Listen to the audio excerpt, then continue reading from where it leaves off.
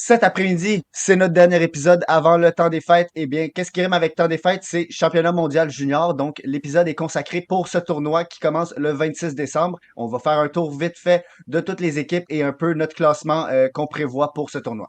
Bon épisode.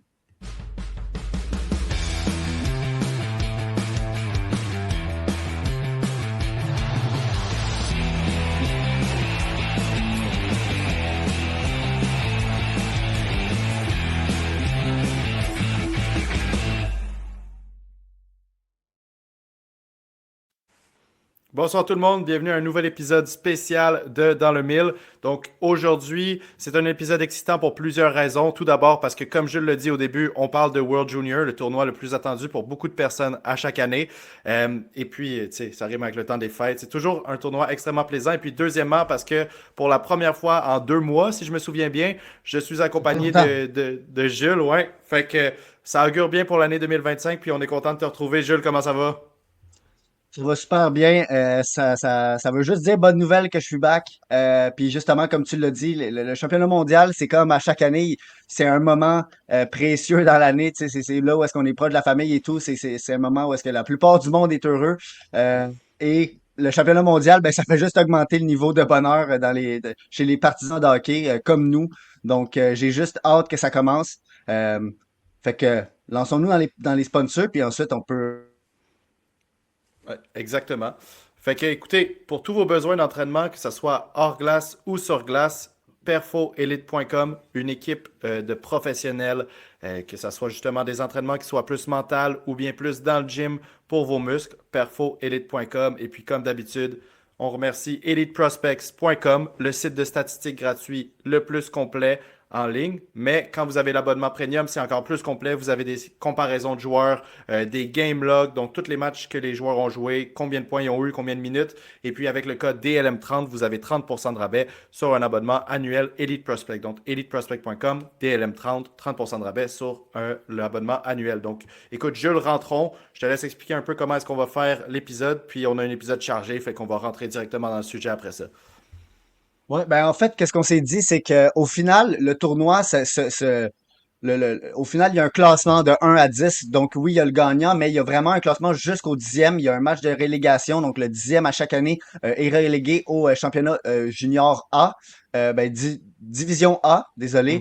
Mhm. Il y a une équipe qui gagne le championnat junior, division A, qui va monter l'année d'après. Donc, on va commencer avec l'équipe qui, selon nous, est la 10e au classement, celle qui va se faire reléguer, et on va remonter jusqu'à, selon nous, l'équipe qui va gagner le tournoi.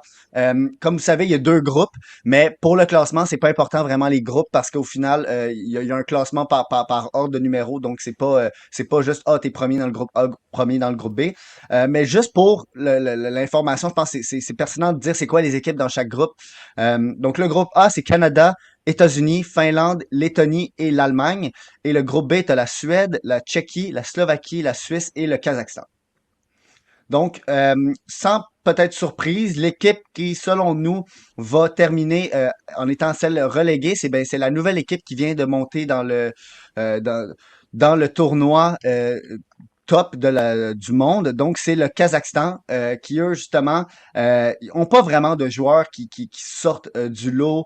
Ils n'ont aucun joueur qui a été repêché dans la Ligue nationale et ils n'ont aucun joueur qui vraiment a un potentiel de l'être dans les 2 prochaines années, là.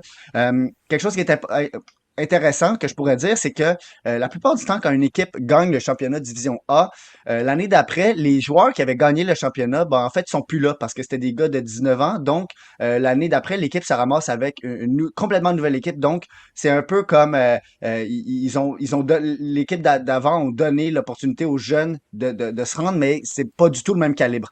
Par contre, cette année, c'est vraiment majoritairement des 19 ans qui sont avec le Kazakhstan. Donc, c'est la plupart des joueurs qui ont gagné le tournoi l'année passée. Donc ça, c'est intéressant à noter. Est-ce qu'ils vont avoir déjà une connexion et une envie de gagner pour peut-être surprendre un peu? On ne sait jamais. Je sais pas si tu as quelque chose d'autre à rajouter sur cette équipe-là. Je veux dire, c'est une nouvelle équipe. Euh, Ben, c'est ça. Comme tu as dit, écoutez, la façon dont on va marcher, on va présenter l'équipe en groupe, puis après ça, aller regarder s'il y a des joueurs qui sont intéressants, soit qui sont déjà repêchés, qui jouent déjà en HL, LNH, peu importe, ou bien des joueurs éligibles au repêchage. Puis avec le Kazakhstan, écoutez, ça va être intéressant. de les voir jouer. On peut tout le temps avoir des énormes surprises là-dedans, mais réalistiquement, il n'y a pas de joueurs qui sont déjà qui ont des chances de faire la LNH, puis il n'y a pas de joueurs qui ont des chances de se faire repêcher au repêchage 2025. Donc, aller micro-analyser les joueurs, ce serait un peu compliqué. Après, on ne sait jamais. En arrivant au tournoi, est-ce qu'on pourrait avoir une belle surprise? On verra. On leur souhaite en tout cas. Ouais, ben c'est ça. Puis aussi, juste pour leur groupe, là, je me dis, le step est quand même gros entre eux puis Mhm. la quatrième équipe, selon nous. Mais donc, on va passer direct à la neuvième équipe. Donc, c'est une équipe du groupe A et c'est l'Allemagne. On pense que l'Allemagne va finir au bas du classement. Même s'ils ont eu des bonnes années, là, on peut se rappeler des Reichholz, Stutzle, Peterka, et même qu'ils avaient d'autres joueurs, le Munzenberger et Ouais. autres. Cette année, c'est un peu faible. Et je pense que vraiment le principal, là, c'est Panocha, un joueur qui avait joué pour les Saguenay l'année passée et que cette année, il a joué un peu en WHL avec les Prince Albert, ben avec Prince Albert. Et là, ils sont en USHL, donc ils se promènent beaucoup. Euh, ils se promènent beaucoup, mais donc c'est ça. Ouais, c'est ça. Puis pour l'Allemagne, écoutez, comme, pardon, comme tu l'as dit, c'est une équipe que, en tout cas, ça varie vraiment. Là. On a des QV où ils arrivent, puis là, l'Allemagne, on se dit, hey, ça pourrait être une équipe qui vient vraiment surprendre. Ils sont dans une bonne lancée, puis il y en a plusieurs. Mais cette année, c'est pas une de ces années-là, puis c'est pour ça qu'ils sont, tu sais, 9e. Là. D'habitude, on a l'habitude de le voir peut-être un peu plus haut. Il y a même des années où ils sont potentiellement en compétition avec Suisse, Slovaquie. Mais ce n'est pas une de ces années. Par contre, je voulais quand même mettre le focus sur Carlos Endel, un défenseur de 6 pieds 1 qui a joué au tournoi de début d'année, excuse-moi, Elinka, je pense, Ouais. justement, avec l'Allemagne, puis qui avait été assez impressionnant. Depuis le début de la saison à la GMQ, on le garde dans les noms pour comme les meilleurs défenseurs éligibles au repêchage de la GMQ. Pour le moment, il ne montre pas encore grand-chose. On a quand même une bonne production de points, donc 11 points en 23 matchs, mais moi, je trouve qu'il est sur le côté un peu plus safe, qui ne monte pas encore assez de flash pour justifier d'aller le prendre très haut, même s'il n'y a pas d'énormes lacunes dans son jeu.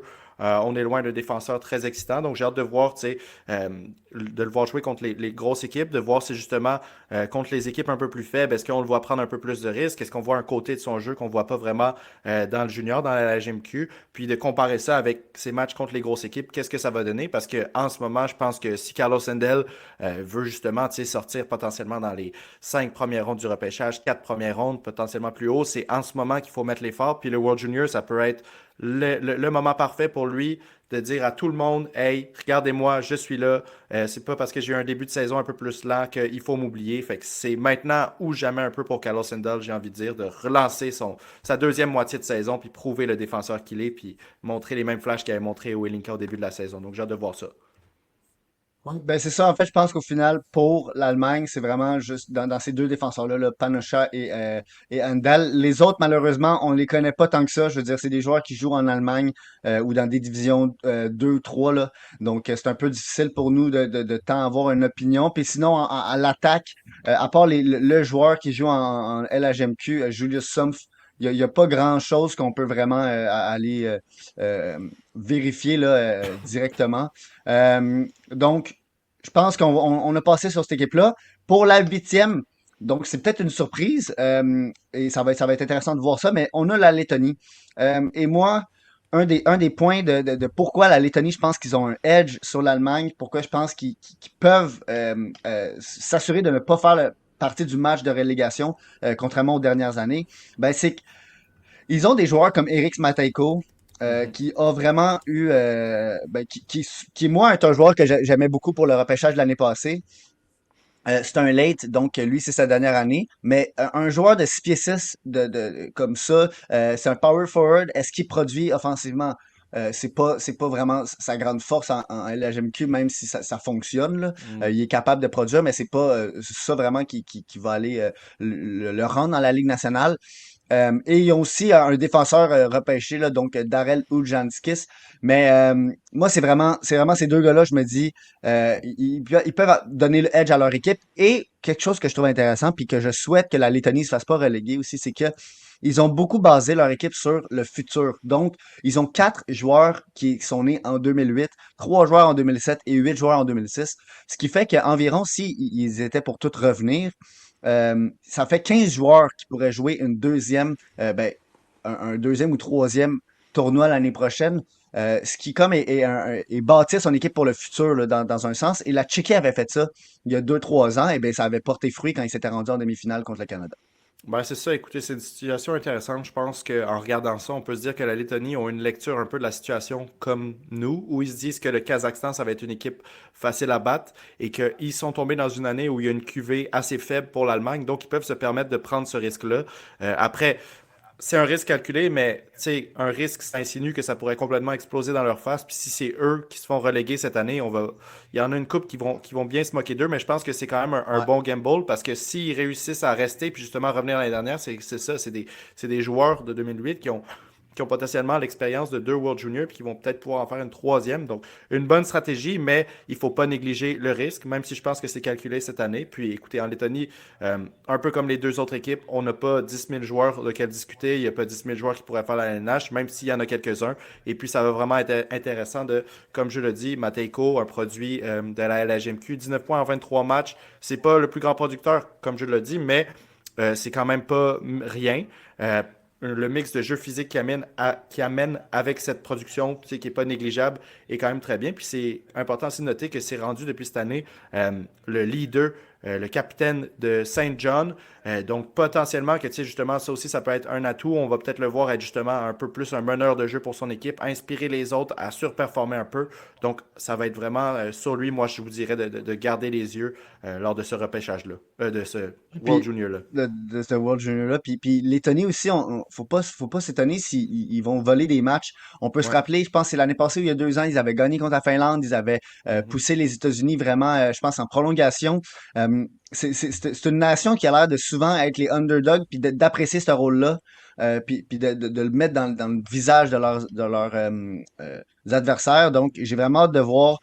Puis ça fait 3 4 ans là, de suite qu'ils sont dans le tournoi, puis qui restent, mais ils se ramassent souvent dans le match de relégation. Donc, je leur souhaite de ne pas avoir ça cette année. Donc, pour la prochaine équipe, la septième, si je me trompe pas. Ouais. Ouais, la septième, et donc on y va avec la Suisse. Ben, c'est ça, écoutez, la Suisse, on se retrouve.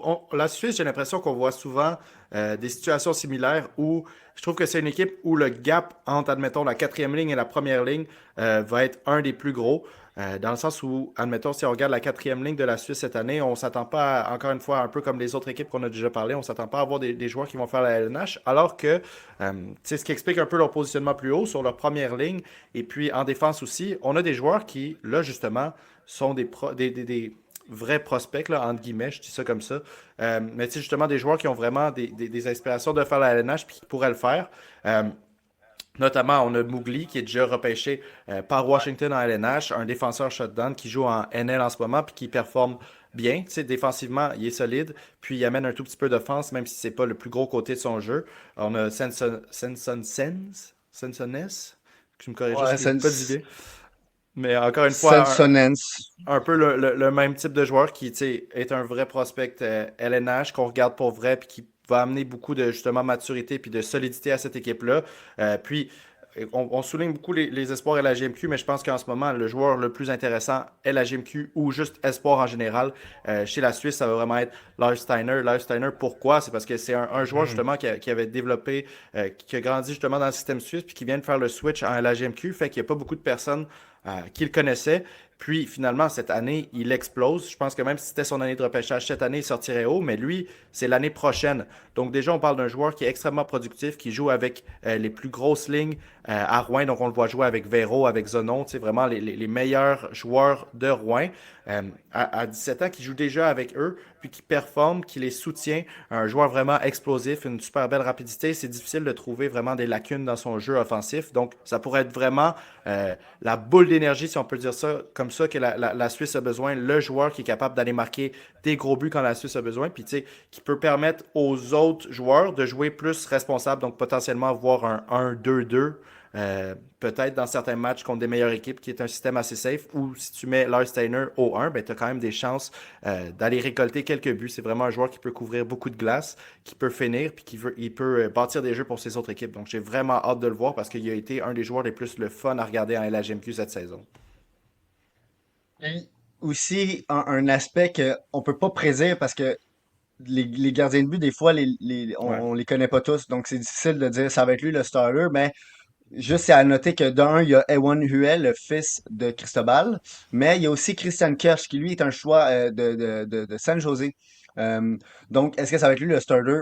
Sincèrement, je pense même que la Suisse ont rien divulgué encore. De ce que j'avais vu, il n'y avait pas rien de nouvelles sur leurs pratiques et autres pour vraiment s'assurer c'est qui le starter. Mais Ouais. un gardien repêché dans la Ligue nationale, ça peut toujours te mettre juste un edge.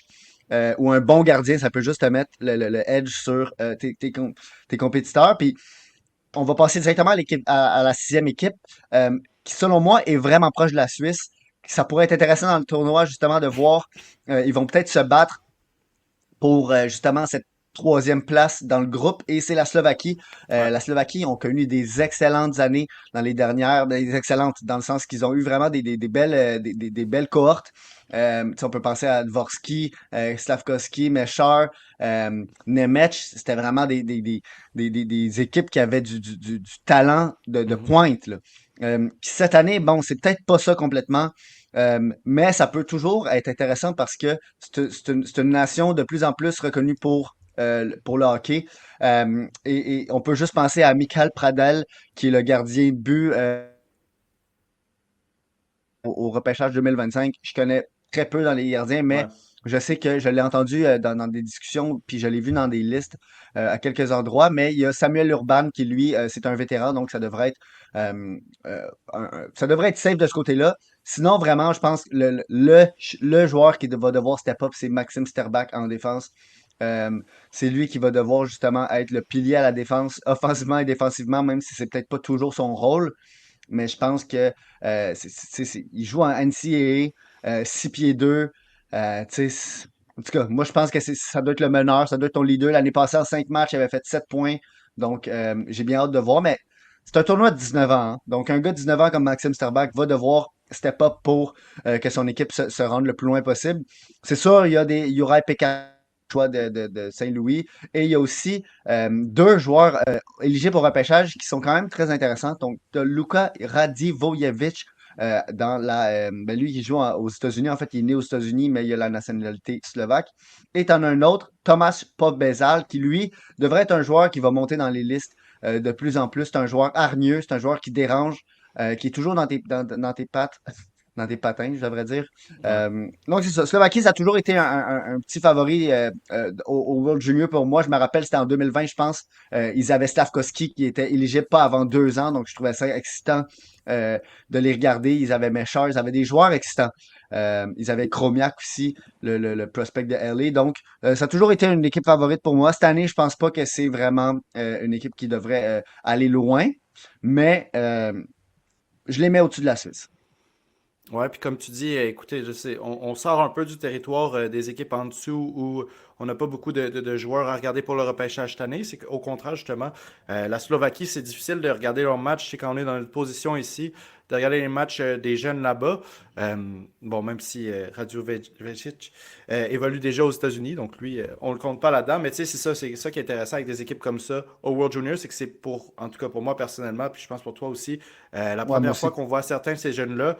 Donc, puis tu sais, la Slovaquie, ce qui est intéressant cette année, c'est que dans leurs jeunes prospects, certes, c'est beaucoup à l'attaque, mais on a un peu une variété de joueurs. Donc, tu sais, je pense à c'est John Chovan que j'ai hâte de voir. Un attaquant de 6 pieds 3. Donc, tu sais, justement, ça vient vraiment compléter Radjovic, qui lui est plus sur les skills. Puis, c'est des joueurs que eux, justement, s'ils impressionnent beaucoup au tournoi, on pourrait beaucoup, beaucoup, beaucoup plus en entendre parler pour la deuxième moitié de la saison.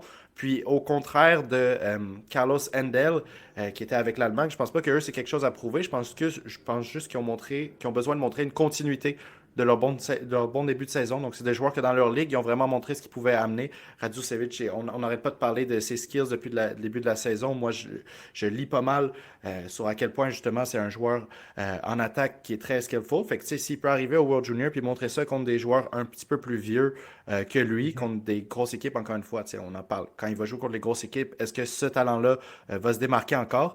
Puis si oui, ben là, justement, ça va être un joueur à côté duquel mettre une grosse mire pour le repêchage 2025. Donc, encore une fois, des joueurs qui, grâce à ce tournoi-là, s'ils se démarquent, pourraient vraiment monter. Puis, comme je disais, une variété de talents. Donc, on n'a pas trois petits joueurs offensifs. On a justement des joueurs un peu plus hargneux, un joueur plus grand dans Chovan, puis dans Radjusevic, un joueur un peu plus petit, mais qui est supposé amener rapidité et skills. Donc, j'ai vraiment hâte de voir ça. Ouais, puis c'est ça, je pense, Radivojevic, en plus, il y a des choses à se prouver.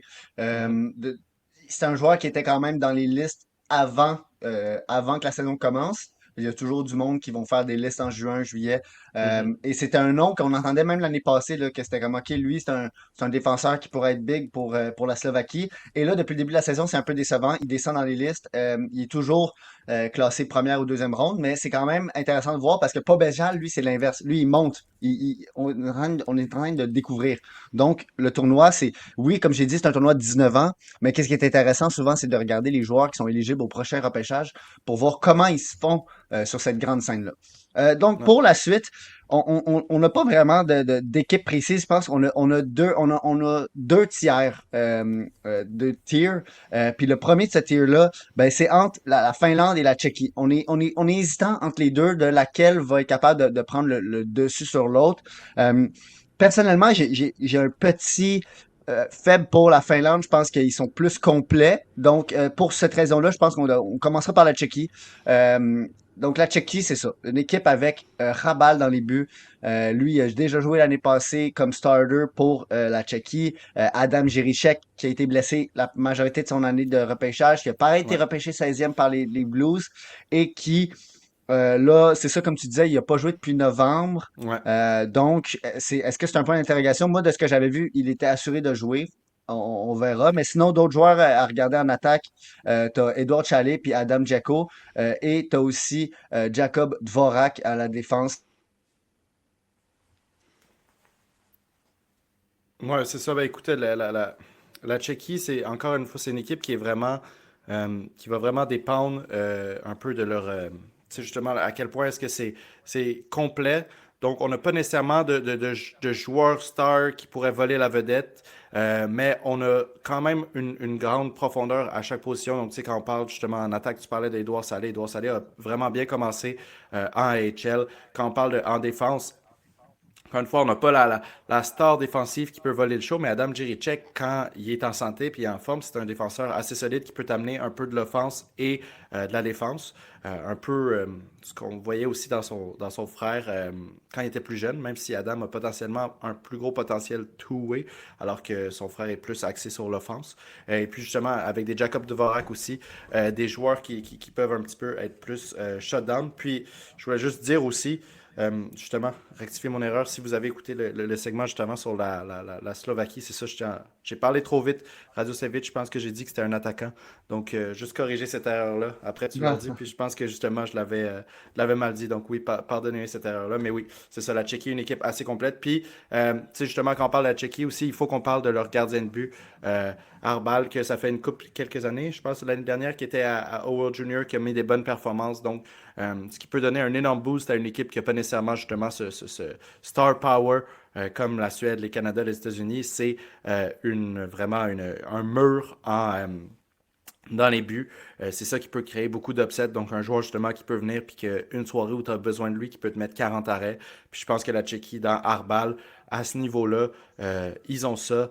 Puis, tu sais, Arbal, que ce soit lui, c'est dans la NCAA, il me semble qu'il Ouais, évolue. avec Euh, UMass. c'est ça, 9-17 de save percentage cette année dans une ligue avec des joueurs qui sont parfois plus vieux qu'au World Junior. Je pense qu'on peut s'attendre à une performance assez solide de lui. Puis justement, une continuité de l'année dernière. C'est pas comme si on s'attendait à ce qu'il fasse quelque chose qu'il n'a jamais fait. On s'attend à ce qu'il refasse quelque chose qu'il a déjà montré qu'il pouvait faire l'année dernière et qu'il continue de faire dans ses performances de club à l'université cette année.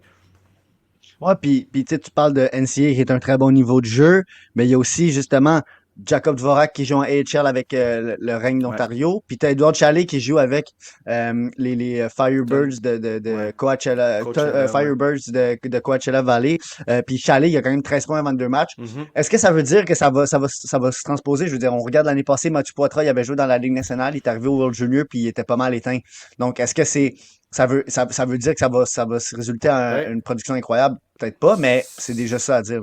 si je peux quand même noter, tu sais, sur Edouard Salé, c'est qu'il y a quelque chose que justement on parle beaucoup dans les jeunes prospects, puis que j'avais parlé dans l'épisode avec Adi, c'est que c'est un joueur qui a l'avantage d'être quand même assez grand. Donc quand il arrive, écoute, c'est pas quelque chose sur lequel il va pouvoir compter pour le reste de sa carrière. Quand tu arrives en LNH, tu dois être 6 pieds 2, 6 pieds 3, il faut que tu saches comment utiliser ta taille. Mais quand tu arrives à un tournoi comme le World Junior, si tu as la taille puis un bon physique, puis tu es habitué justement à jouer contre des joueurs AHL qui, eux, sont plus robustes, ben, je pense que tu peux quand même utiliser ça à ton avantage. Puis, tu sais, il y a des joueurs dans ce tournoi-là, surtout dans les plus petites équipes, qui vont pas être habitués à jouer contre un joueur Non. dominant offensif, puis gros comme ça. C'est quelque chose qui est un peu plus rare pour ces joueurs-là, donc qui va être un peu plus difficile à défendre pour les autres équipes.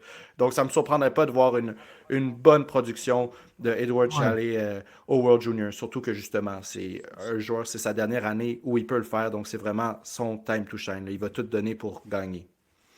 Puis il est bien entouré aussi dans le sens Mhm. que il y a Peter Sekera qui pourrait être son centre. Tu sais, il y a assez de joueurs pour que le premier ou deuxième trio de la Tchéquie soit rempli de gars avec du talent. Donc, il va pas se retrouver tout seul sur la glace, comme, mettons, Marco Rossi l'était Ouais, quand il jouait pour l'Autriche. Puis aussi, Chalet, c'est ça. Tu dis c'est sa dernière édition, mais c'est sa troisième aussi. Donc, ouais, tu sais, il y en a là, du vécu, là.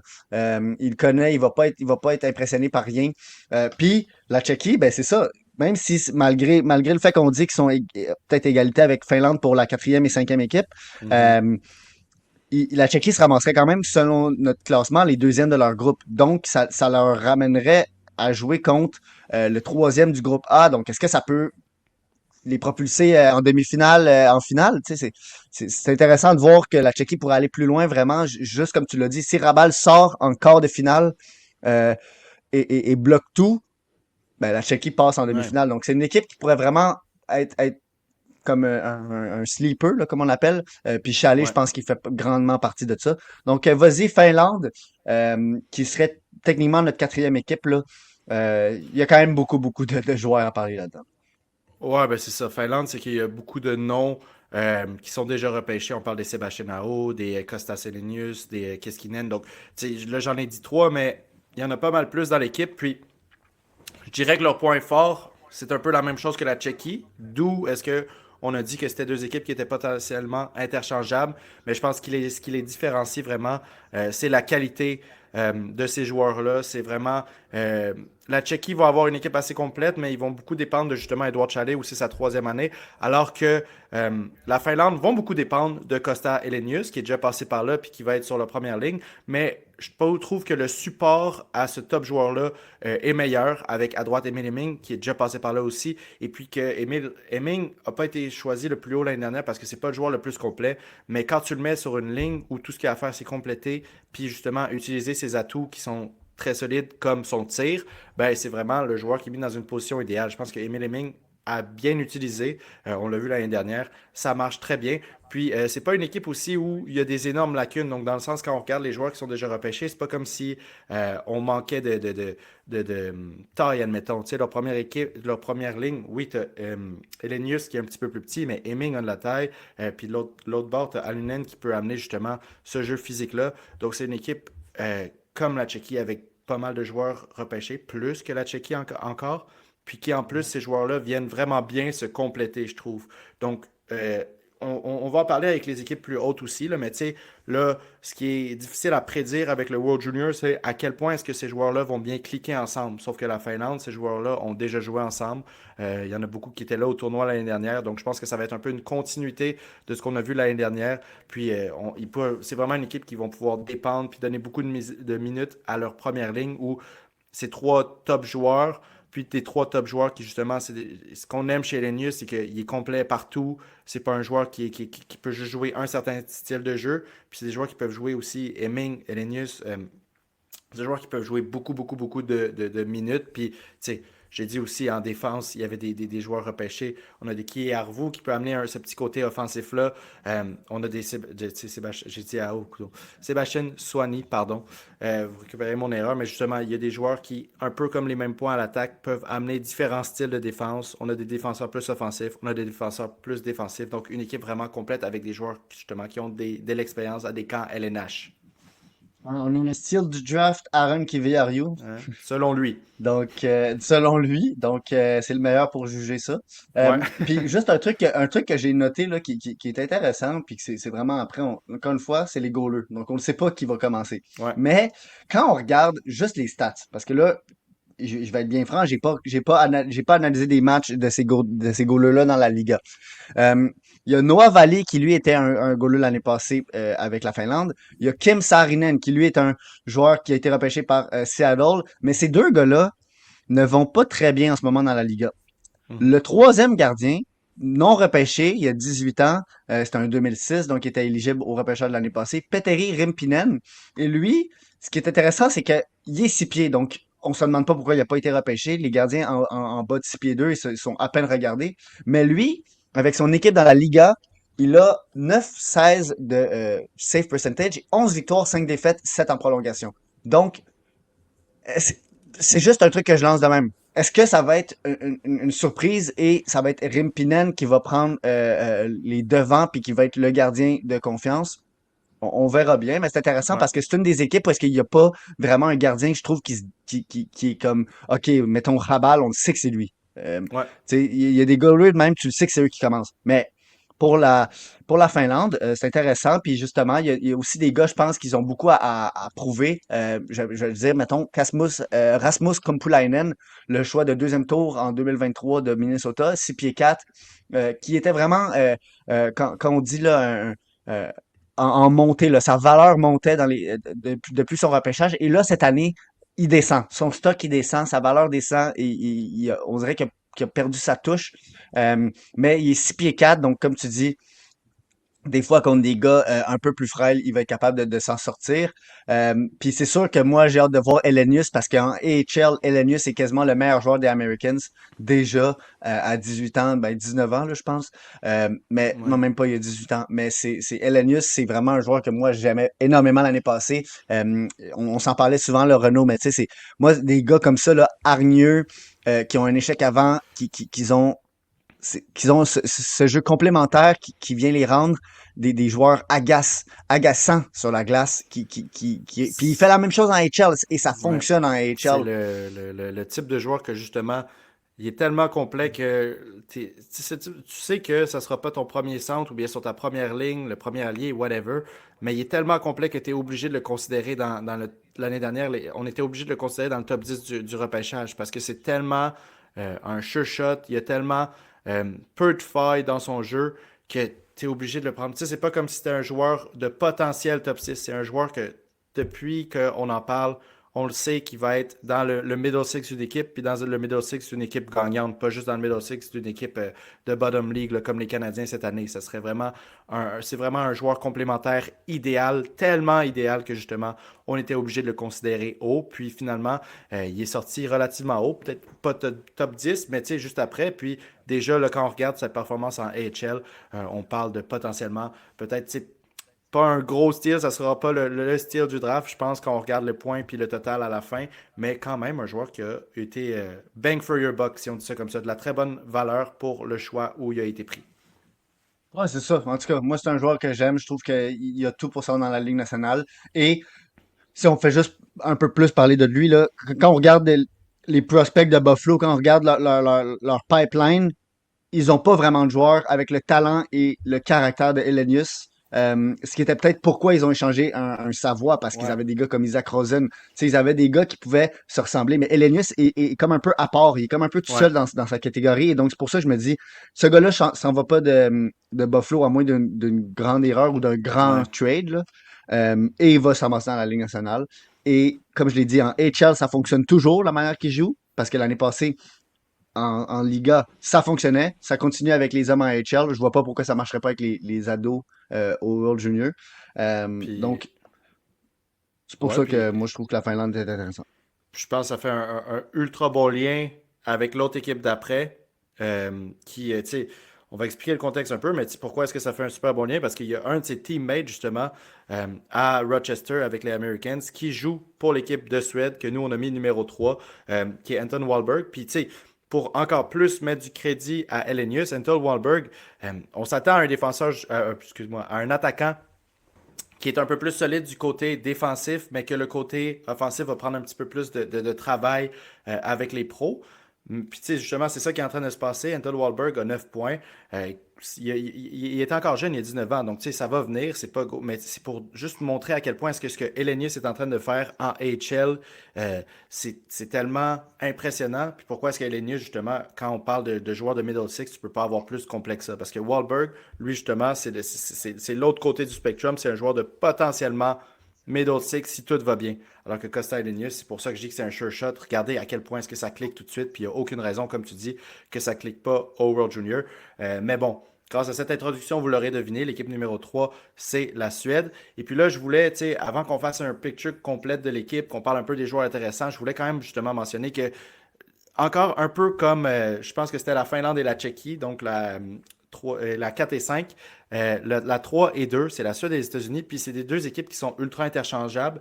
Puis ce qui est vraiment intéressant dans cette situation-là, c'est qu'il y en a. Les deux ont vraiment un point très fort, puis un point un peu plus qui va être un peu plus une lacune, un questionnement.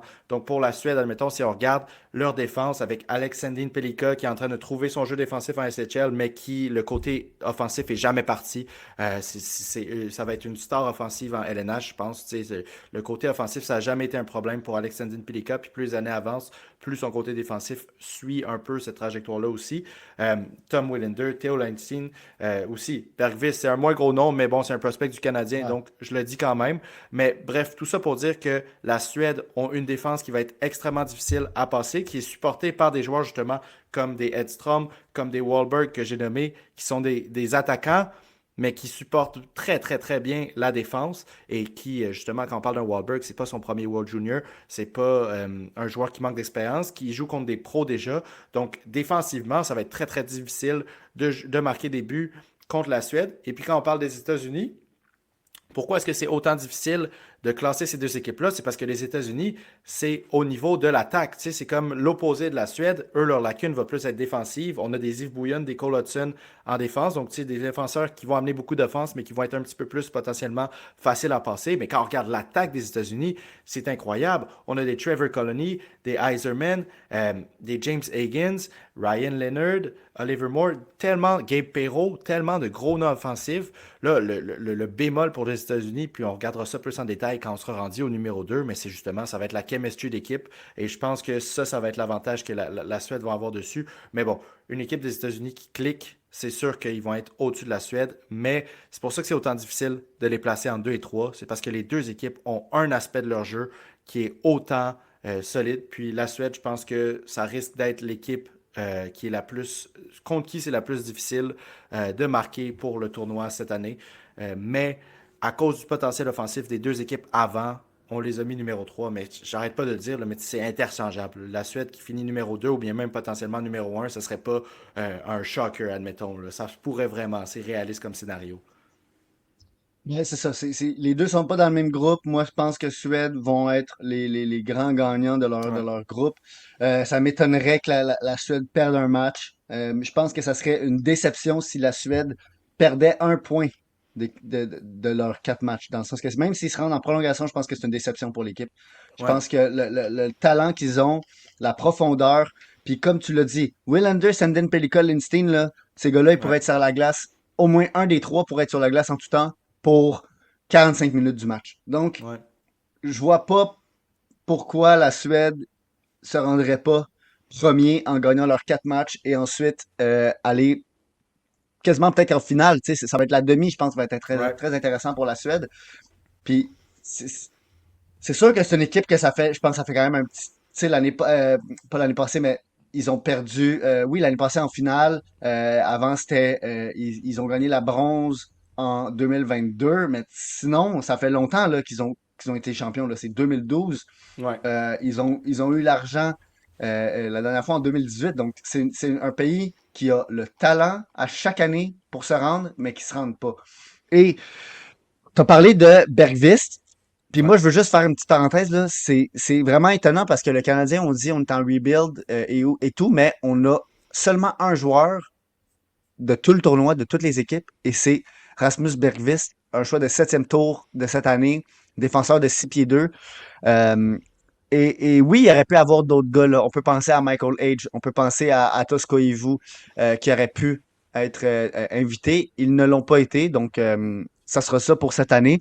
Mais Bergvis, ça devrait être le sixième ou septième défenseur, donc faut pas s'attendre à le voir. À moins vraiment qu'il sorte du lot puis qu'il commence à prendre un rôle qu'on s'attendait pas. Il y a toujours des surprises de même. Mais moi, j'ai hâte de le voir parce que je l'ai jamais vraiment vu. Ouais. De ce que je comprends, c'est un défenseur qui patine bien, qui a un bon sens du jeu, mais c'est pas plus que ça, là. C'est pas un joueur sur le radar de personne. Euh, et il y a Victor Eklund, le frère de William, qui est éligible au draft 2025, qui pourrait être un choix de top 10. Lui, c'est un Ouais, gars qui joue très bien en ce moment et qui monte dans les rankings. Donc, j'ai hâte de le voir au World Junior. Euh, c'est pas mal juste ça que je ouais, pourrais dire. Puis pour les gardiens, encore une fois, c'est trois gars qui jouent, qui ont 19 ans, qui jouent. Je pense qu'il y en a deux là-dedans qui étaient dans l'équipe l'année passée. Il y en a un, par exemple, qui est 6 pieds 6, Marcus Gidlove, un choix de Islanders, qui a une très bonne saison en SHL, là, 9-17 et 5 victoires, 3 défaites. Puis la SHL, c'est préféré à la Liga, c'est préféré à la N. ouais, Peut-être pas la NL. La NL, c'est quand même égal, là, mais la Suède ont une grande partie de leurs joueurs qui jouent en SHL déjà. Et ouais. même, ils ont Unger Sorum et Wahlberg qui jouent en AHL. Donc, juste pour ça, c'est de la maturité. C'est des gars qui arrivent avec comment dire, tu sais, une expérience, un bagage de plus que beaucoup. Tu sais, même que les Américains et les Canadiens, là, dans le sens que les Américains et Canadiens, la plupart sont euh, dans le junior. Donc, ils n'ont pas l'expérience de jouer contre des hommes. Donc, la Suède peut avoir le edge là. Mais, comme tu l'as dit, selon nous, les États-Unis, c'est la deuxième équipe. Euh, Trey Augustine, selon moi, bon, ça a toujours été le petit chouchou du développement américain depuis tout le temps, là. Il a toujours été au-dessus de Fowler. Et Fowler ne peut pas y être parce que c'est un late. Donc, il y a déjà 20 ans. Ouais, ben c'est ça. Écoute, je vais te laisser continuer avec les États-Unis, mais juste avant, je voulais quand même mentionner la décision justement de la Suède. Tu l'as mentionné un peu, mais tiens, en parlant de Victor Eklund, la Suède ont décidé d'aller chercher justement Victor Eklund pour leur équipe, mais pas Anton Frondell. Anton Frondell qui est un attaquant un peu plus grand que Eklund. Donc, c'est les deux joueurs qu'on n'arrête pas de voir interchanger au repêchage. Déjà, la décision peut être expliquée par le fait que Frondell est il est plus grand, il est plus conservateur. On pense qu'il y a ce upside offensif-là. On le voit faire des super beaux jeux, vraiment bien placer des passes, mais pour le moment, cette année, le côté offensif clique pas vraiment. Puis quand on regarde l'équipe de la Suède, justement, on parlait de Wahlberg tantôt, Stenberg. Wahlberg, notamment, oui, ça marche bien avec les pros, 9 points en 20 quelques matchs, c'est correct, mais c'est pas ton dynamo offensif. Donc, si tu prends Frondell, tu as un jeune rentre un peu dans les mêmes problèmes que les autres attaquants ont potentiellement. Donc, la Suède décide d'aller chercher Victor Eklund. Puis Victor Eklund, il est plus petit que son frère, mais tellement d'énergie, couvre tellement de glace. Moi, plus la saison avance, vu que c'est un prospect assez haut, d'habitude, les joueurs suédois, c'est pas les joueurs que je regarde le plus. Il y a des joueurs qui vont être éligibles au repêchage cette année que je ne vais même pas avoir regardé un match complet. Mais Eklund, dès que j'ai regardé la première fois que j'ai regardé un premier match de lui au complet, il m'a tellement attiré l'attention que je suis allé en regarder d'autres. Puis c'est un joueur qui amène tellement d'énergie, qui couvre tellement de glace, qui a une extrêmement belle vision. Donc, encore une fois, j'ai tellement hâte de le voir au tournoi. Puis je pense que ça pourrait être un joueur qui surprend par à quel point est-ce qu'il sort haut. Dû à sa versatilité, puis qui amène quelque chose. Tu sais, là, en ce moment, il est vraiment dans une opportunité en or pour lui parce que oui, comme n'importe quel autre joueur éligible au repêchage, c'est le moment de vraiment montrer ses skills.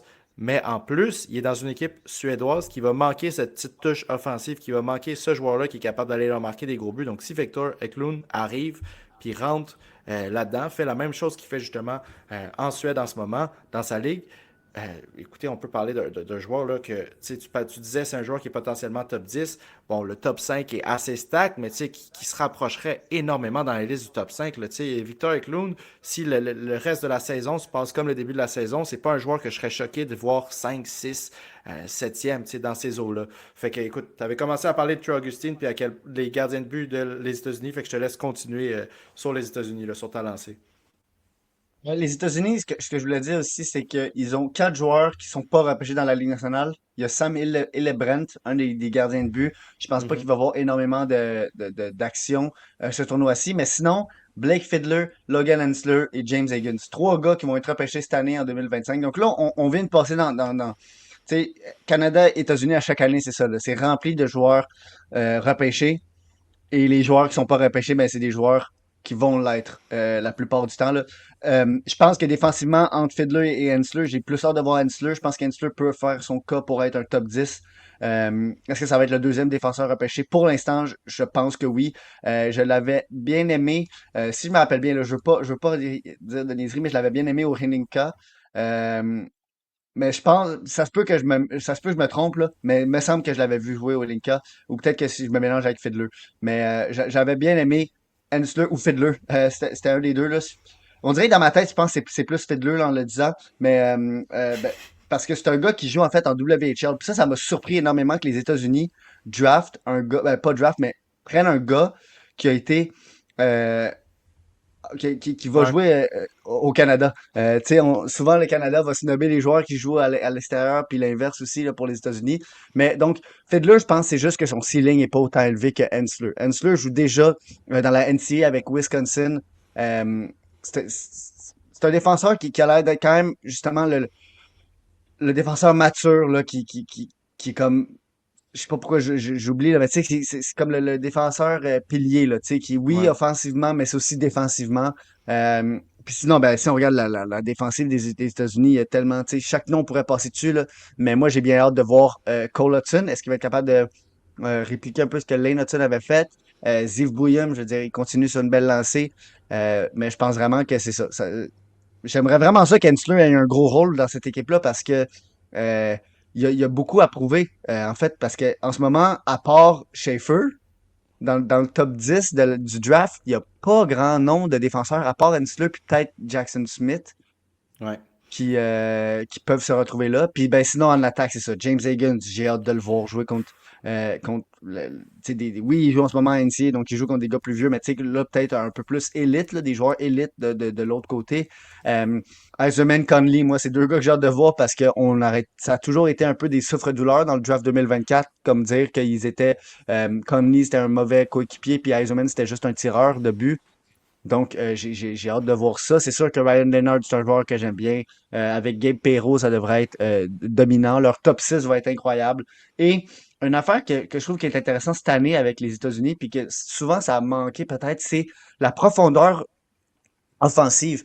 On peut penser juste à un Teddy Stega, Danny Nelson, Oliver Moore, qui sont des gars qui, selon moi, peut-être Oliver Moore, c'est lui qui aura le plus d'opportunités sur le top 6, mais c'est des gars qui pourraient apporter du secondary scoring, tu sais, troisième, quatrième ligne, qui amènent du scoring. On Ouais. sait que Teddy Stega et Moore sont vraiment focusés là-dessus. Moore, il patine extrêmement vite, donc c'est ça. Moi, j'aime bien la profondeur.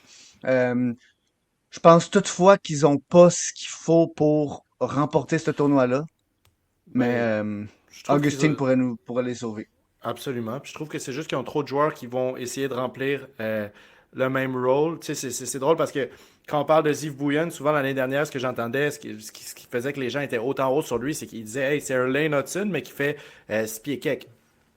OK, fait que là, t'as Ziv Bouillum, t'as Cole Hudson, les deux. Tu peux pas avoir deux joueurs, deux défenseurs qui sont autant axés sur l'offense que ça. En attaque, tu pourrais avoir le même problème potentiellement. Tu sais, Cole Iserman, un excellent scorer. Trevor Connolly, un excellent scorer, mais tu peux pas avoir juste des scorers dans ton équipe. Il faut des joueurs qui acceptent de prendre un rôle secondaire. Sauf que souvent, je trouvais que les États-Unis, tu sais, justement, l'année dernière, ils avaient décidé de pas inviter Iserman à cause de ce problème-là.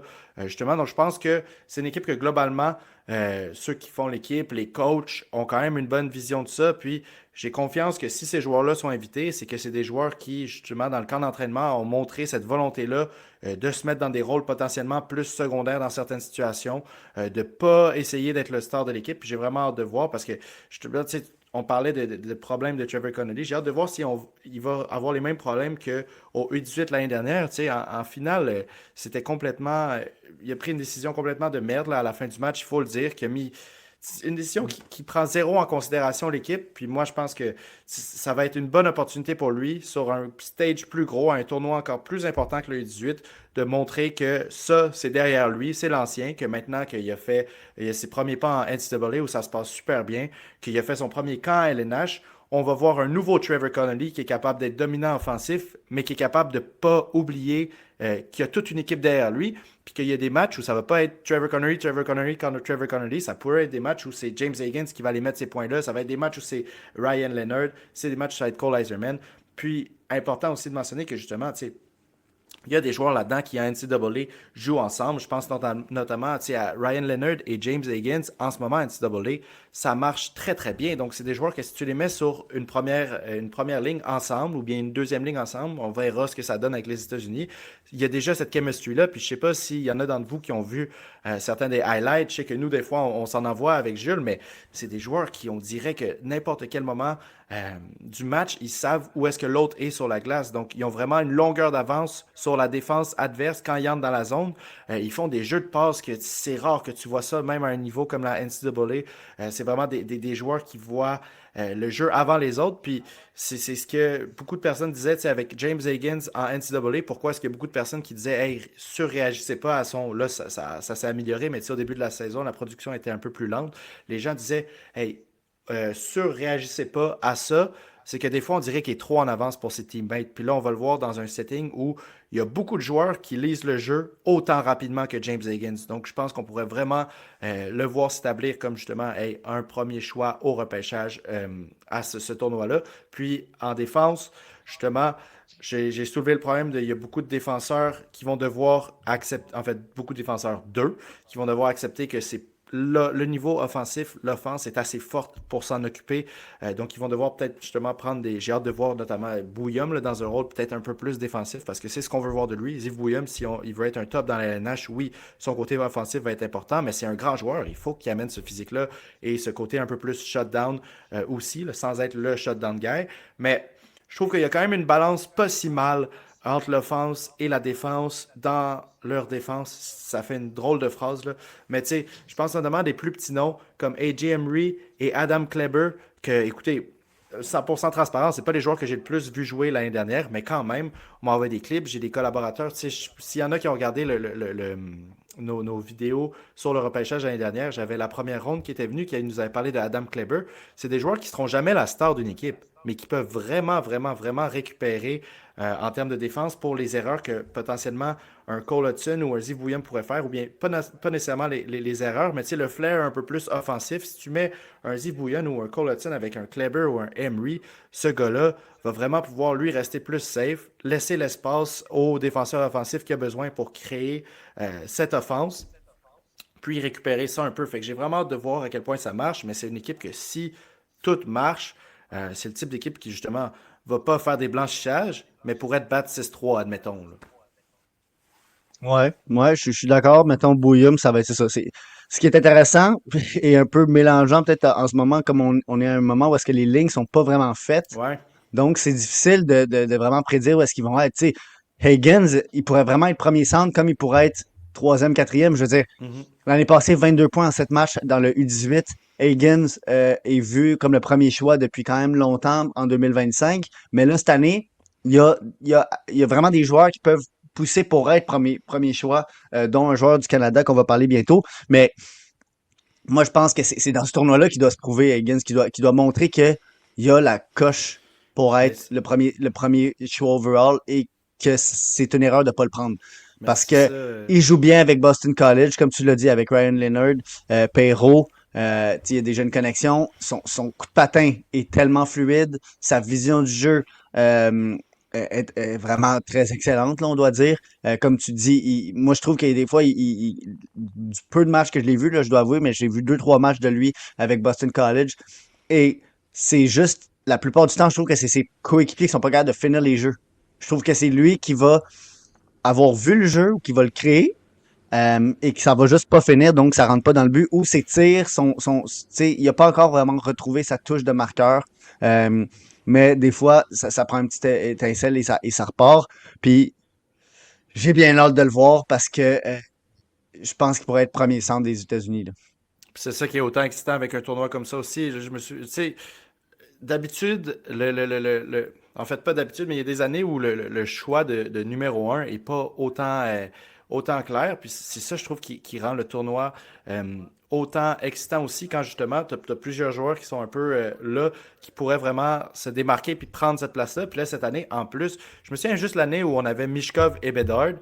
Le tournoi de World Junior, c'est vraiment le tournoi où on a vu à quel point est-ce que Michkov était plus proche de Bedard que ce qu'on pensait.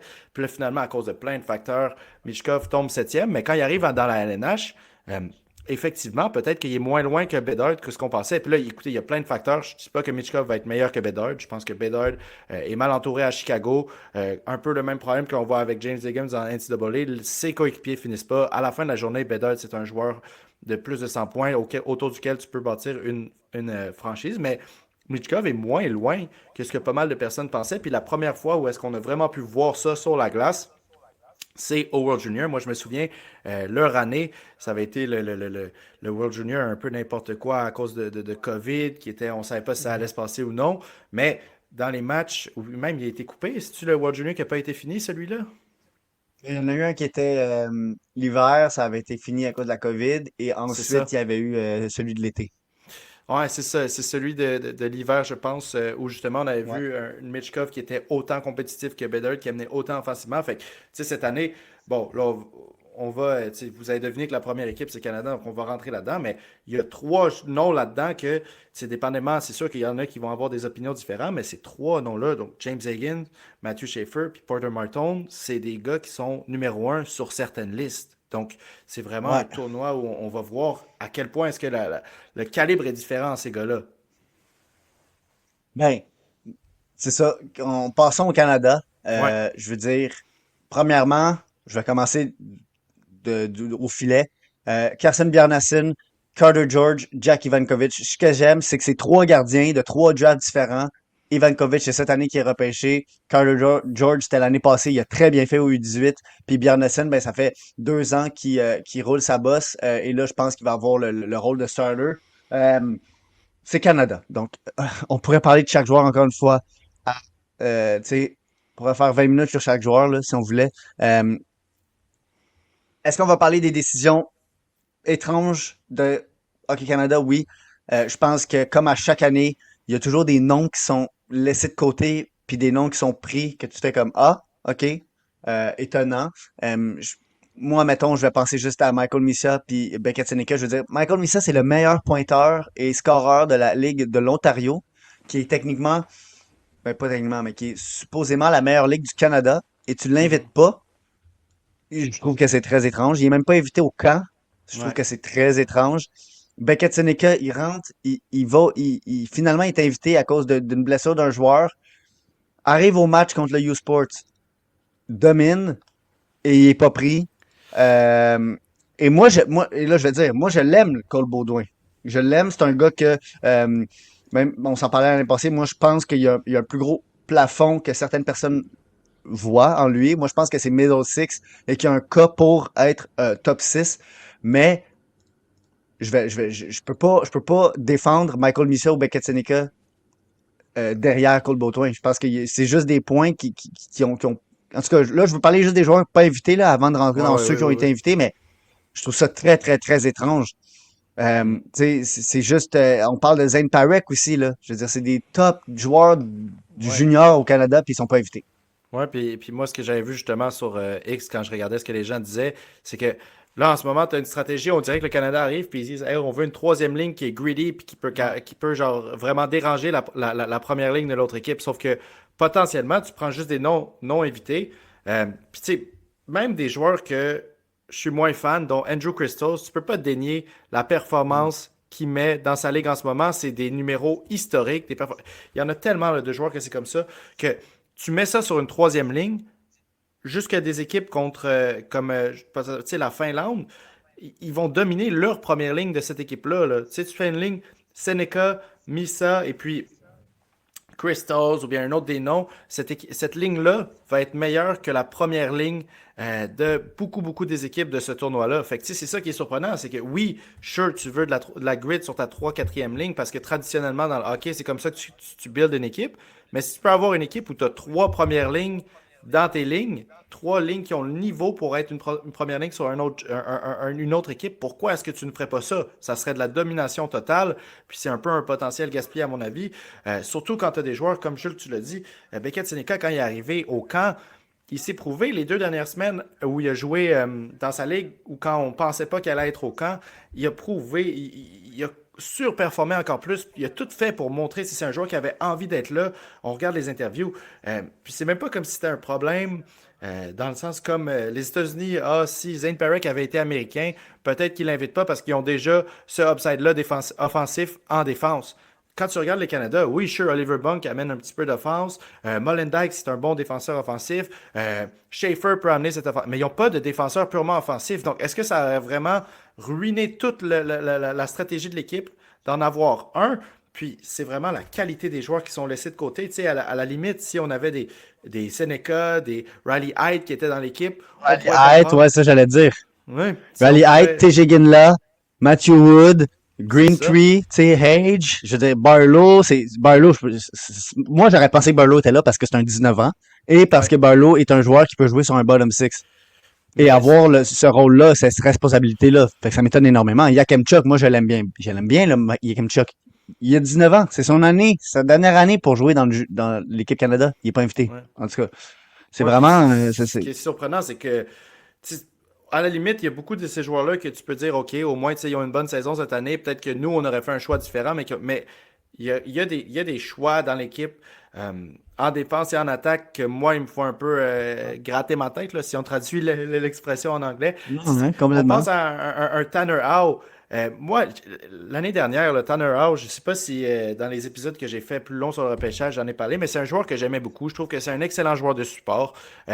Certes, c'est pas un joueur pour qui je vais prôner d'aller le prendre dans le top 20, dans le top 10. Je sais que c'est pas le meilleur joueur, mais tu sais, fin de première ronde, début de deuxième ronde, moi, c'est un joueur que j'aimais bien, que je plaçais là. C'est un joueur que je vois qu'est-ce qu'il peut amener à une équipe. Qu'à Regina, quand les gens le critiquaient, je disais oui, mais moi, je pense que son jeu se transfère bien du centre à l'aile, qu'on pourrait le voir partout, que c'est un très bon joueur de support. Mais quand on regarde les numéros qu'il a mis cette année, 7 points en 10 matchs avec Regina, 9 points en 6 matchs, c'est mieux depuis qu'il s'est fait transférer à Calgary. Mais quand on compare ça avec juste les numéros des 2 dernières semaines de Seneca, quand on compare ça avec les numéros de Hyde cette saison ou l'année dernière, Crystal en WHL, il y a il n'y a rien qui justifie d'aller prendre un joueur comme ça à la place d'un des joueurs qui a été laissé de côté. Fait que, tu sais, au moins avec Cole Baudouin, tu peux dire, ouais, il rentre pile dans ce que Team Canada voulait. Bon, je suis pas d'accord avec la décision, mais au moins il y a cet aspect-là. Mais Ouais. Tanner Howe, je comprends aucunement. Puis en défense, il y en a d'autres. Bon, il y a des défenseurs que je connais un peu moins, fait que je peux moins faire autant un argument que Tanner Howe. Mais tu sais, même en étant un fan de Tanner Howe, ce gars-là est 5 pieds 11, support offensif. Tu as des joueurs qui sont laissés de côté, qui sont plus grands dans le cas de Seneca, ou bien qui sont de la même grandeur, puis qui sont pas juste des supports offensifs, qui sont des dynamos offensifs, qui t'amènent. Tu sais, Riley Height, là, je comprends pas. Comment est-ce que tu peux prendre Ouais. Tanner Howe à la place de Riley Height, qui est justement, tu sais, pas. Au moins, un Crystal, tu pourrais lui critiquer, tu dis, hey, il triche, tu sais, les mêmes critiques qu'il y a eu depuis les 2 dernières années, puis que nous aussi, tu sais, c'était une raison pourquoi est-ce qu'il n'était pas dans notre top 10 dans cette année-là, qu'il n'était pas dans notre top 16 cette année-là. Je pense qu'on a fait le mock draft. On a souvent parlé des problèmes qu'on avait avec Andrew Crystal, mais tu as d'autres joueurs qui sont laissés de côté, comme Riley Hyde, qui n'ont pas ces problèmes-là, qui performent autant bien, qui performent mieux que Tanner Howe, qui sont laissés de côté. Je comprends absolument pas cette décision-là, honnêtement. Puis regarde, je vais en nommer un autre, là. Je vais dire un de mes préférés, Denver Barkey, est un joueur fait pour être sur un bottom six d'une équipe avec du talent comme ça. Denver Barkey peut produire, il peut agacer l'autre équipe. C'est des joueurs que je trouve qui fait tellement dans le moule. Et c'était quoi le gros point à la fin du World Junior 2024 pour le Canada? Qui ont perdu en quart de finale, je me rappelle. Mhm. C'était que le Canada était pas assez muni offensivement, il était pas assez rempli. Il avait essayé de trop faire, comme cette année, une espèce de line-up parfait, là, en se disant, OK, on est parti pour une saison de 82 matchs, on a besoin de notre grit, on a besoin. Alors que, en réalité, là, dans le World Junior, c'est 7 matchs si tu te gagnes ou si tu vas jusqu'à la fin, là. Puis en 7 matchs, tu as juste besoin que tes meilleurs gars se pointent. Puis je comprends qu'il t'en veut défensivement, mais à un moment donné, là, genre, tu regardes juste une équipe Team Canada B, là, puis je pense qu'elle peut rivaliser avec la Team Canada A en ce moment. Puis je suis vraiment content qu'il y ait des gars comme Martin, McKenna, je pense que c'est indiscutable qu'il soit pas invité. Tu sais, mettons, McKenna, c'était sûr qu'il avait sa place. Puis là, il était sur la première ligne à l'aile, donc j'ai vraiment hâte de voir. Mais, tu sais, Matthew Schaefer, c'est cool, mais je veux dire, il y a des gars qui sont pas invités, tu sais, Easton Cowan est bien. Ethan Gauthier, je veux dire, c'est le fun parce qu'il est québécois, mais est-ce qu'on peut vraiment, tu sais, est-ce qu'on Mais peut vraiment se dire comme, au moins, Ethan Gauthier, c'est que c'est c'est un un gars de top allié qui peut bottom amener six. un côté offensif, tu sais, qui pourrait jouer sur un Ouais, balancier. Moi, c'est plus ce qui me stretch. Je complètement. sais, Tanner Howe, je l'ai dit, mais Luca Ouais, Tanner Pinelli, Howe, il est ouais. 5 pieds 9. Quand on projette les lignes là, de Team Canada, Luca Pinelli, c'est un joueur qui va se retrouver sur la 3 ou quatrième ligne, 5 pieds 9, qui produit moins bien que genre, tu sais, même pour vous montrer à quel point il y en a, là, qui produit moins bien qu'un autre joueur, Grayson Sachin, qu'on parlait, pas pour le repêchage 2024, mais pour le Oh repêchage boy. 2023, qui est 6 pieds, qui amène justement ce rôle-là, qui a déjà gagné, qui est déjà allé à la Memorial Cup en remplissant exactement ce rôle-là dont Team Canada ont besoin, en amenant un apport offensif plus grand, qui produit mieux, puis qui lui se fait laisser de côté, alors que Luca Pinelli est là. Encore une fois, Luca Pinelli, un super bon joueur qui produit bien cette année, mais compare ça à Missa, compare ça à Sachin, compare ça à Denver Barkey, je comprends pas. Tu sais, c'est vraiment ça, c'est de l'incompréhension. Là. Je comprends pas cette décision-là. Non, non, Pourquoi tu voudrais un gars de ouais. 5 pieds 9 qui produit moins bien que d'autres joueurs sur ta quatrième ligne? Ce n'est pas logique. Puis qu'est-ce qui me fait rire, c'est que le coach, après, il a commenté comme quoi il regardait pas les dates de naissance. Parce que souvent, on se dit, OK, ils vont favoriser les gars de 19 ans, de 18 ans, mais là, clairement, ils ont pas regardé parce que Yakemchuk a une place sur ce line-up-là. Je peux pas, genre, juste avant, comme toi, t'as dit, je les connais pas toutes parfaitement, là. Je veux dire, Sauer Mignon, je l'ai vu Ouais. peut-être une ou deux fois, mais c'était en cross, là, dans le sens que j'ai pas regardé Sauer Mignon, j'ai regardé un autre joueur, puis il jouait. Donc, tu sais, j'ai pu prendre des petites notes mentales sur lui, mais dans le sens, je regarde le line-up. Andrew Gibson, c'est un parfait bottom six. Tu sais, comme E.J. Emery, là, un peu, là. Le gars shutdown, il frappe, il fait mal. Tu Ouais. sais. Puis ça, je peux comprendre. Une chance que Sam Dickinson a été pris parce que sinon, tu regardes ça, tu fais Yakemchuk, pareil, qui sont pas là. Comme tu dis, c'est des gars qui, offensivement, mais il y a aussi Yakemchuk, le côté tu sais, rudesse qui peut amener. Donc, je pense que pour parler du Canada, on parle de ceux qui sont pas là. Puis tout en même temps, ben, on va complimenter ceux qui sont là. Tu sais, moi, Tanner Molendyk, c'est un gars que j'ai toujours aimé. Euh, pour l'instant, ça a l'air d'être Schaefer qui est le premier QB du premier Ouais. power play, puis Molendyk le deuxième. Puis je veux dire, Schaefer, j'ai vraiment hâte de le voir parce que selon moi, c'est le joueur à repêcher premier. Puis si le Canadien repêche dans le top 2, il faut espérer que l'équipe, mettons, qui repêche premier, n'a pas besoin d'un défenseur. Là. En tout cas, si Schaefer est repêché par le Canadien de Montréal, c'est comme ciao bye, on est set pour des belles années. Là. Mais c'est ça. En tout cas, je regarde l'offensive, c'est intéressant. Je veux dire, Callum Ritchie a déjà joué à la LNH. Tu sais, McKenna, je pense qu'il va avoir un Ouais, tournoi ouais. incroyable. C'est même pas son dernier tournoi, lui. Non, ça c'est cool. Berkeley Cadden, ça va être intéressant de voir. Easton Cowan. Tu sais, c'est sûr, là, il y en a du poids. Là. Puis, tu sais, il y a le meilleur pointeur. Je sais plus si c'est l'est encore. Là.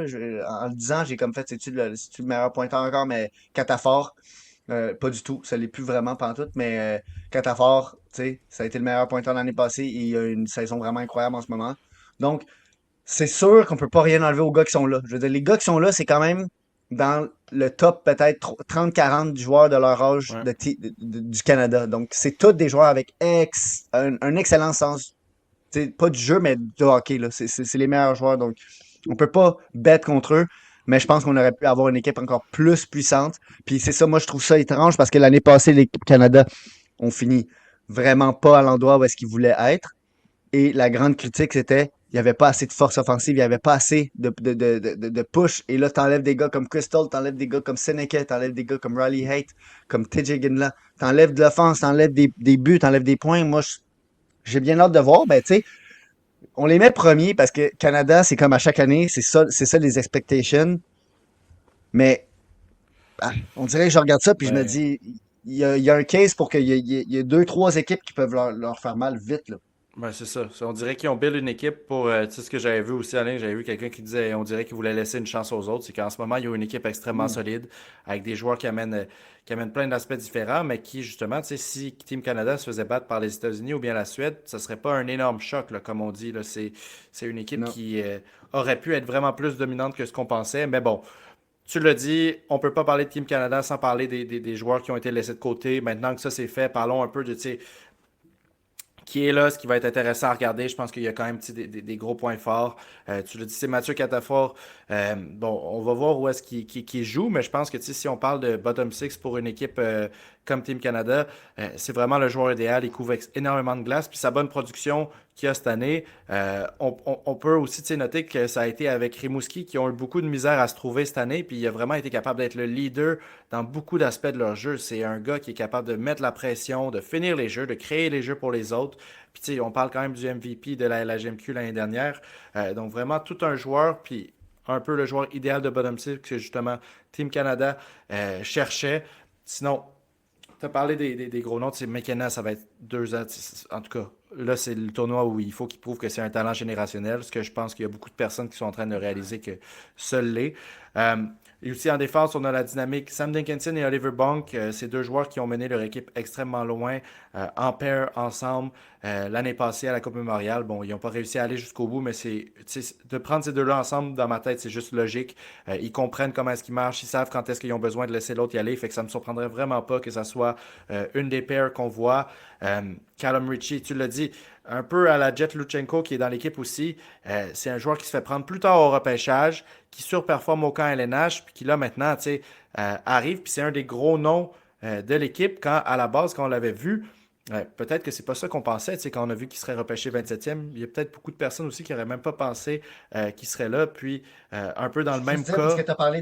t'as parlé de Dickinson et Bunk, à la pratique, c'était Molenbeek Gibson, donc deux gars de Nashville, Ouais, Schaefer avec Bunk, puis OK. Dickinson était sur la quatrième paire avec Boeki. Donc, ils Ben les ont écoute, séparés. je pense que ça montre vraiment la versatilité de Schaefer. Là. Je pense que c'est justement parce que Punk aussi a un upside offensif, c'est un défenseur qui peut amener de l'attaque, puis Ouais, Schaefer, c'est la excellent. même chose, mais il peut couvrir les deux. Fait que, tu sais, je pense que c'est pour ça qu'on parle un peu de Schaefer comme potentiel numéro un. Là. À quel point est-ce que tu peux le mettre dans un rôle où il a besoin d'être défensif, puis il va exceller, versus quand tu peux le mettre dans un rôle, puis tu lui demandes d'être plus offensif, à quel point il peut exceller. Donc c'est un joueur qu'on pourrait lui demander, admettons, de quand c'est en 5 contre 5, plus être défensif, puis après ça, le mettre quarterback sur le powerplay. Puis comme tu l'as dit, c'est exactement le type de joueur qu'on aurait besoin à Montréal. Puis pour finir aussi sur Team Canada, je pense qu'on est obligé de nommer aussi un autre joueur un peu dans les mêmes eaux que Callum Ritchie, donc Bradley Nadeau qui a été pris en Caroline dans les 20 kick picks, je pense que c'était 22, je me souviens plus exactement. Euh, mais c'est ça, un attaquant qui a commencé, qui a fait ses débuts en AHL cette saison, 15 points en 22 matchs, donc ça marche vraiment bien. Et puis, un peu à la Edouard Salé, je vois pas de raison pourquoi est-ce que justement cette production-là se transférerait pas au World Junior. Puis, tu sais, je m'attends à un des meilleurs pointeurs du tournoi en Bradley Nadeau, puis un peu justement un vétéran dans cette équipe-là qui va pouvoir montrer vraiment l'exemple aux autres. Puis tu sais, un gars qui justement, il n'y a pas beaucoup de gars dans cette équipe-là à cause de la règle CHL, AHL de 20 ans qui ont, en fait, je pense qu'il n'y en a aucun autre qui joue en AHL, à moins que je me trompe, mais c'est ça, c'est que Team Canada, c'est ça, c'est le seul qui va avoir cette c'est le expérience seul. pro-là. Fait que, tu sais, c'est comme quand on voit des joueurs comme Brent Clark retourner en junior. Oui, il y a l'aspect qu'il domine sur la glace, mais c'est aussi justement pour être un leader dans l'équipe. Puis Bradley Nadeau, c'est un gars qui est entouré, qui joue, qui performe bien avec des gars de, tu sais, dans la HL, et des gars de 28, 29, 30, whatever, des gars vraiment plus vieux. Fait qu'il va pouvoir amener ce leadership-là. Puis j'ai hâte de voir justement si dans cette équipe-là, si c'est lui qui se fait donner un assistant capitaine de l'équipe, je serais vraiment pas surpris, hein. Ça n'a pas été sorti encore. Puis Ouais. même que je dirais, Nado, il était en déplacement, donc il n'y a même pas encore, ben, en tout cas, à date, il n'y a pas eu vraiment de pratique avec lui. Ouais, il n'y a même pas eu à faire le Puis camp. Lui, c'était déjà dans l'équipe. non, c'est ça. Puis je pense que Team Canada, ils ont encore quelques joueurs à tasser. En tout cas, je me rappelle plus des règles exactement, mais là, ils ont comme trop de joueurs, mais parce que je sais que, mettons, les équipes comme la Finlande et autres peuvent arriver avec plus de joueurs au cas où de blessure pour pas avoir OK. à call, mais tu sais, c'était arrivé à Hohenbeck, mais lui, c'est parce que c'était au Canada, lui, c'était à Moncton, fait qu'il l'avait, tu sais, Ouais, ouais. le Canada, comme c'est les autres, ils ont peut-être pas besoin d'amener plus de joueurs, alors que je pense que les autres équipes peuvent amener 28 joueurs, puis le Canada doit en amener 25. Puis, Donc peut-être qu'il y a encore des petites coupures à faire, là. puis je voulais aussi mentionner, j'ai oublié, là, tu sais, on parlait de first overall. Là. En tout cas, je pense que les deux, on a dit un peu que c'était Matthew Schaefer qu'on aimait voir là. Moi, sa vraie compétition, je pense que c'est James Higgins, mais il faut quand même tu sais, mentionner Porter Martin aussi, là, vraiment à garder des yeux dessus. Il y a plusieurs personnes que justement le mix de physicalité et de production les ont fait le mettre numéro un. Je me souviens plus de quel analyste exactement l'ont mis numéro un, mais il est numéro un sur plusieurs listes. Donc, encore une fois, avec des joueurs, le meilleur des autres pays, ça va être curieux justement de le voir. J'ai hâte de le voir jouer contre, admettons, si ça se retrouve que ce match arrive, de le voir jouer, admettons, contre une défense solide contre la Suède. Est-ce que il est capable de changer un peu son jeu à cette équipe-là pour aller quand même avoir un impact offensif, ou bien est-ce qu'on va le voir changer de rôle un peu? J'ai hâte de voir, mais encore une fois, j'ai dit qu'il y en avait trois pour le numéro un. Dans ma tête, les favoris, ça va être Schaefer ou James Higgins, mais Porter Martone, à ne pas exclure de la conversation, peut-être que ce gars-là va surprendre puis montrer qu'il est pas mal plus proche des autres que ce que certaines personnes pensent ou bien pensaient au début de la saison, parce que ce gars-là surperforme depuis le début de la saison. Là. Les numéros de Ouais. Porter Martone sont incroyables, c'est Oui, n'importe c'est quoi. Là. ça. Mais moi, ce que j'ai hâte de voir, puis je pense pas que ça va être vraiment dans ce tournoi-là qu'il va pouvoir le montrer tant que ça, mais c'est est-ce qu'il est vraiment dominant ou il est Mhm. dominant à cause de sa forme physique, puis du fait qu'il, tu sais, c'est ce genre de joueur-là, tu te dis, tu sais, puis aussi, faut pas oublier qu'il y a Caden Lindstrom qui est blessé, Ouais. qui aurait pu sûrement être Mhm. ajouté à cette équipe-là. Donc, tu sais, en tout cas, ça va être Ouais. intéressant de voir, comme à chaque année, Canada et États-Unis sont comme les deux favoris. Puis là, ben, la Suède, moi, je pense qu'ils peuvent vraiment entrer dans le mix. Finlande, ça va être difficile. Mais au final, regardez, ça va être ça le tournoi cette année. J'ai bien hâte. Je pense que les matchs préparatoires, si je me trompe pas, il y a des matchs préparatoires qui commencent quand même assez bientôt. Ouais. Mais, mais c'est pas marqué sur On le n'a pas site. les dates Donc, je peux exactes, ouais. pas. Non, mais d'habitude, c'est comme autour du 22-23 là, qu'ils ont quelques matchs. Puis ensuite, il y a une pause pour Noël. Ouais, c'est Puis ça. ça Puis commence. Donc, c'est ça. Le 26 à midi, le premier match se déroulera entre la Suède et la Slovaquie. Et Puis le sinon, reste, c'est de écoute, l'histoire. pour, euh, pour, euh, pour parler un peu plus de nos projets aussi, c'est ce qui clôt l'année 2024 pour Dans le Mille.